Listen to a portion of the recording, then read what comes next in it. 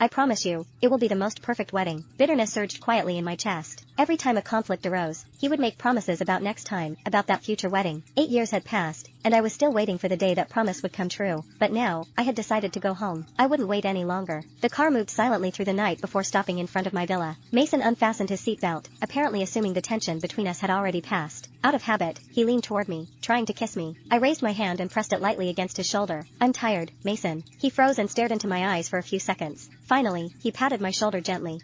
Being a bridesmaid is tiring. Get some rest. Natalie said she couldn't get a taxi and is still at the venue. I'll go back and pick her up. It wouldn't be safe to leave her there alone. I nodded calmly, but Mason didn't move right away. He seemed to be waiting for me to respond the way I usually did, telling him to drive safely, or complaining that he was leaving me home alone so late at night. But instead, I simply opened the car door and stepped out. Watching the car drive away into the distance, I wiped the tears that stung my eyes and dialed my parents in Montalvia. Mom, Dad, I agreed to fulfill the marriage arrangement and marry Devin Ryder. When my parents learned that I was pregnant, they were overjoyed. They said the child was a descendant of the royal family. They would never allow him to carry the stigma of being an illegitimate child. He would be given the best future possible. They also told me that Devin had already prepared several wedding plans for me to choose from. I booked a flight for 3 days later. After returning to the villa, I began clearing out the bedroom drawers, years of keepsakes I had carefully saved, the love letters Mason had written to me and the photos we had taken together. By the time I finished packing my luggage, Mason came home. You're still up this late? His gaze swept over the messy closet and the suitcase beside it. His tone was relaxed.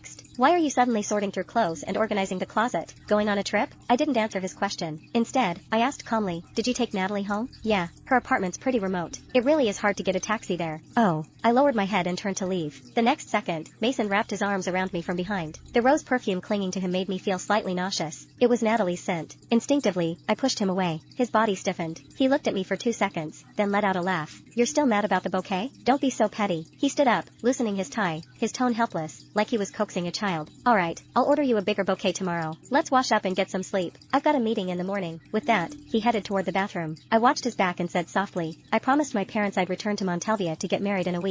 Mason's hand froze on the bathroom doorknob. When he turned back, his patience had clearly run out. His brows knit together in irritation. Madison, stop making trouble. I told you, I'm the CEO. I can't just impulsively throw together a wedding without any planning. Marriage is something between the two of us. We can't rush into it just because of some promise you made with your best friend. Then, I took a deep breath, holding on to the last thread of hope. If I were pregnant, would you give me and the baby a home? His expression faltered for a moment. Then he lifted a hand and pressed his fingers to his temple. A wedding and having a child are both major life events. I want everything to happen according to plan. Madison, the Ryder Group has many important projects right now. This is a critical stage in my career. Getting married at this moment would only distract me and disrupt all my plans. So don't use pregnancy as an excuse. I want to welcome the child when everything is properly prepared. His words fell like stones, each one crashing heavily into my heart.